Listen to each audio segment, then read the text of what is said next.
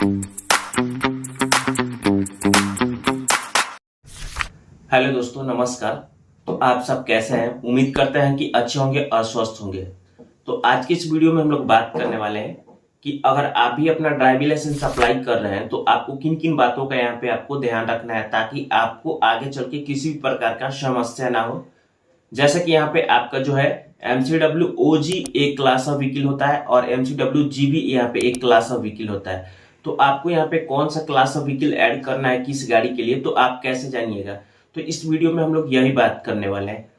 तो सबसे पहले आप अगर कोई भी स्कूटी आप चलाते हैं तो स्कूटी यहाँ पे आपका जो है, सबसे पहले ये जान लीजिए कि आपका जो है मिनिमम एज ड्राइविंग लाइसेंस बनवाने के लिए कितना है और साथ ही साथ आपको किस प्रकार से आपको जो है ड्राइविंग लाइसेंस अप्लाई करना है। तो सबसे पहले हम ये बता दें कि मिनिमम एज जो है आपका 17 साल है, जो कि 17 साल के एज में आप केवल और केवल MCWOG के लिए यहाँ पे आप अप्लाई कर पाइएगा। यानी कि जो भी आपका क्लास ऑफ व्हीकल होगा केवल एक ही क्लास ऑफ व्हीकल यहाँ पे ऐड होगा, MCWOG यानी कि मोटरसाइकिल विदाउट गियर। तो इसमें आप यहाँ पे विदाउट गियर यानी कि आप समझ पा रहे हैं कि केवल और केवल इसमें स्कूटी का ही यहाँ पे बन पाएगा।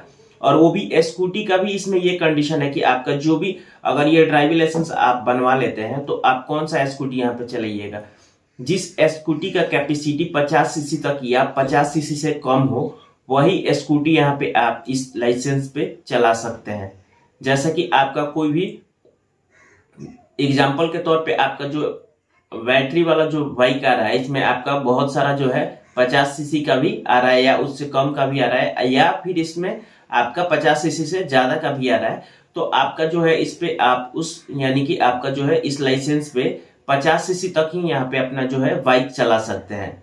जैसे कि आपको अगर कोई भी गाड़ी चलाना है यानी कि 2 व्हीलर हो या 4 व्हीलर, तो आप कौन सा क्लास ऑफ व्हीकल यहाँ पे ऐड करिएगा ताकि आपको किसी भी प्रकार का समस्या ना हो।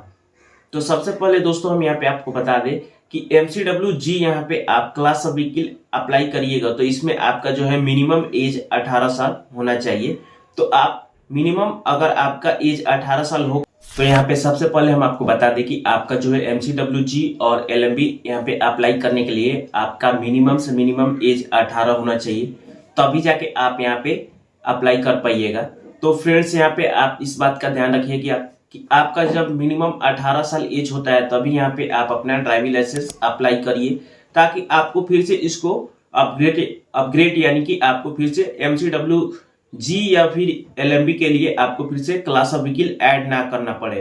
तो आप जब आपका मिनिमम एज 18 साल हो जाता है तभी आप यहाँ पे अपना ड्राइविंग लाइसेंस अप्लाई करें। और अप्लाई करते समय आपको यहाँ पे ये बात ध्यान रखना है कि MCWG यानी कि ये मोटरसाइकिल के लिए हो जाएगा आपका MCWG, और इसमें आप स्कूटी भी चला सकते हैं, किसी भी प्रकार का आप यहाँ पे बाइक भी चला सकते हैं।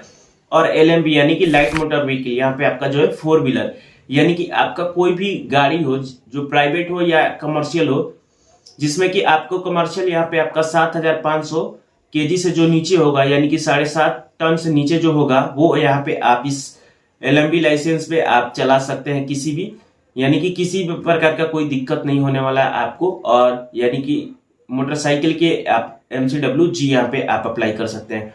तो साफ साफ यहाँ पे हम आपको बता देना चाहते हैं कि आप LMB लाइट यानी कि लाइट मोटर यहाँ पे आप अप्लाई करते हैं लाइसेंस तो आपको MCWG और LMB यानी कि 2 क्लास ऑफ व्हीकल यहाँ पे शुरू में आपको ऐड करना है ताकि आपको अगर 1 साल बाद आपको हेवी भी कराना है तो आपको यहाँ पे किसी प्रकार का दिक्कत ना हो। अगर आपके ड्राइविंग लाइसेंस में LMB यानी लाइट मोटर व्हीकल ना हो तो यहाँ पे आप 1 साल बाद या 5 साल बाद भी यहाँ पे आप अपना हेवी के लिए अप्लाई नहीं कर सकते हैं।